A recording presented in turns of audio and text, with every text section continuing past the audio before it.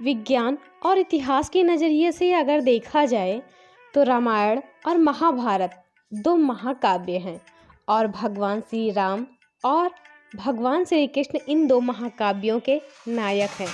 लेकिन धर्म, आस्था और विश्वास के नज़रिए से देखें तो हिंदू संप्रदाय को मानने वालों के लिए यह अलग अलग युगों के लिए एक इतिहास ग्रंथ है, जिनमें अधर्म के नाश करने के लिए भगवान विष्णु के धरती पर राम और कृष्ण के रूप में मानव अवतार लिया था। लेकिन संसार को अधर्म और पाप से मुक्त कराने के लिए ये अमर कथा बन गई। नमस्कार, मैं पूनम आपका अपने चैनल पूनम वास्तु दर्पण में स्वागत करती हूँ। जानकारी अच्छी लगे तो प्लीज़ मेरे चैनल को लाइक, शेयर और सब्सक्राइब जरूर करिए। मैं राम के जीवन पर महानवमी के बारे में आपको कुछ तथ्य बताना चाहती हूँ। और जहाँ आज भी मर्यादा और आज्ञा पालन के लिए भगवान श्री राम की मिसाल दी जाती है, तो वहीं कर्तव्य परायणता के लिए भगवान श्री कृष्ण का उपदेश मार्गदर्शन करता है। रामायण को लिखकर जहाँ भगवान श्री राम का गुणगान करते ही महर्षि वाल्मीकि अमर हुए, वहीं पर भगवान श्री राम के चरित्र को रामचरितमानस के जरिए तुलसीदास जी ने रामलला के चरित्र को घर घर पहुंचा दिया। चैत्र माह की शुक्ल पक्ष की नौमी तिथि को पूरे भारतवर्ष और हिंदू संप्रदाय में श्री रामचंद्र का जन्मदिन मनाया जाता है, जो रामनवमी के रूप में। अगर ज्योतिषों की माने तो श्री राम का जन्म चैत्र महीने की शुक्ल पक्ष की नौमी को अयोध्या में हुआ था। श्री रामचंद्र का जन्म दिन के 12 बजे हुआ था।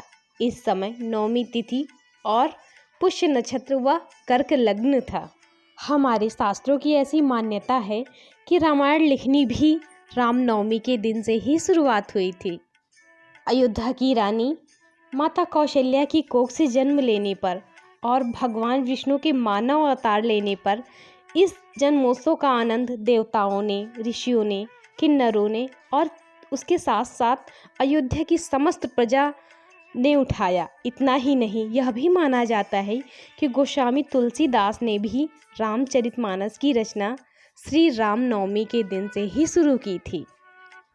अगर बात की जाए पूजा पाठ की कि रामनवमी की पूजा विधि क्या है, तो उससे पहले मैं आपको बताना चाहती हूँ कि सबसे पहले स्नान करके पवित्र होकर पूजा स्थल पर पूजा सामग्री के साथ बैठें।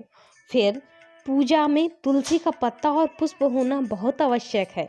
उसके बाद में श्री रामनवमी की पूजा षोडशोपचार, पंचोपचार या फिर राज्योपचार से करनी चाहिए।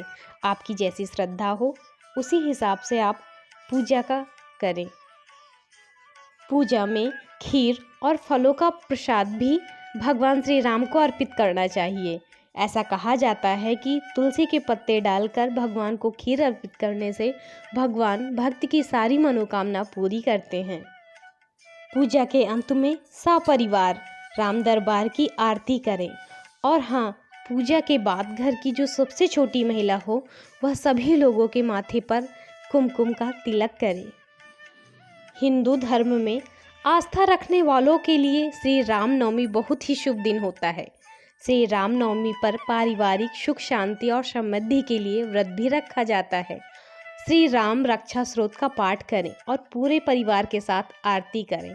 आरती के बाद पवित्र जल को आरती में सम्मिलित हो जाने पर सभी जनों के ऊपर छिड़कें और अपनी आर्थिक स्थिति और शुभ कामना के लिए भगवान से आशीर्वाद प्राप्त करें और अपनी आर्थिक क्षमता और श्रद्धा के अनुसार से दान पुण्य जरूर करें। जय श्री राधे राधे। जानकारी अच्छी लगी हो तो प्लीज़ मेरे चैनल शेयर और सब्सक्राइब करें।